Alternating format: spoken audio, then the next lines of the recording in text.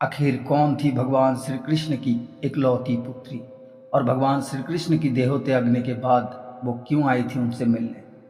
भगवान श्री कृष्ण, जिन्हें भगवान विष्णु के पूर्ण अवतार भी माना जाता है, इसके अतिरिक्त जिन्होंने कागासुर, भगासुर, कंस जैसे असुरों का नाश किया, जिन्होंने महाभारत में अधर्म को धर्म के विपरीत रखकर पराजित किया, लेकिन अपनों के ही श्राप के कारण भगवान स्वयं भगवान को लगे श्राप से श्रापित होने के कारण पूरे के पूरे यदुवंशियों का नाश हो गया।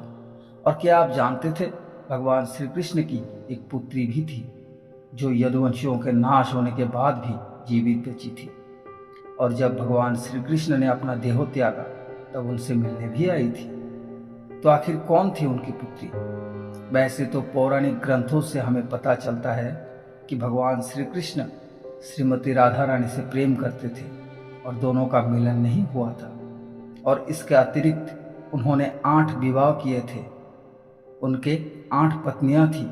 उनमें से सबसे पहले पत्नी थी रुक्मणी। कहते हैं रुक्मणी जी भगवान श्री कृष्ण के पहली पत्नी थी, जो विदर्भ के राजा भीष्मक के पुत्री थी। और उनके अनुमति से ही भगवान श्री कृष्ण उनका अपहरण करके उनसे विवाह किए थे, जिसके बाद उन्हें 10 पुत्रों की प्राप्ति होते हैं, जिनके नाम थे प्रद्युम्न, चारुदेष्ण, सुदेष्ण, चारुदेह, सुचारु, चारुगुप्त, भद्रचारु, चारुचंद्र, विचारु और चारु थे। और भगवत पुराण के अनुसार रुक्मणी जी और भगवान श्री कृष्ण के एक कन्या भी थी, जिसका नाम चारुमती थी। भगवत पुराण के अतिरिक्त कहीं और इनका विशेष उल्लेख नहीं मिलते हैं।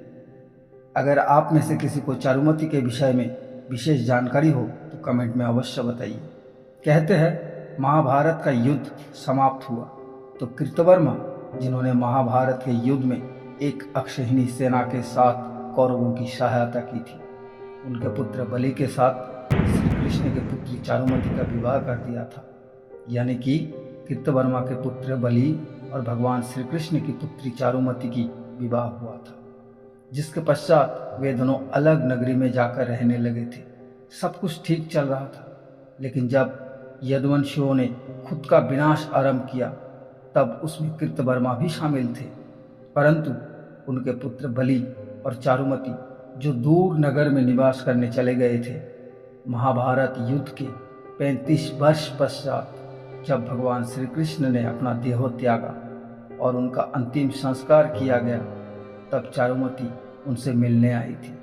परंतु उस समय भगवान श्री कृष्ण जीवित अवस्था में नहीं थे। जहाँ पांडवों, चारुमती और बचे हुए यदुवंशियों ने भगवान श्री कृष्ण की अंतिम संस्कार किया था। तो ये थी भगवान श्री कृष्ण की एकमात्र पुत्री चारुमती, जो उनके देह त्यागने के समय उनसे मिलने आई थी। तो मित्रों, अगर आपको ये जानकारी अच्छी लगी, भगवान श्री कृष्ण के पुत्री के विषय में अगर आपको जानकारी नहीं था, तो वीडियो को लाइक करें। चैनल में नए हो तो चैनल को सब्सक्राइब करके चैनल से जुड़े रहिए। मिलते हैं अगले वीडियो में नए विषय, नए जानकारियों के साथ।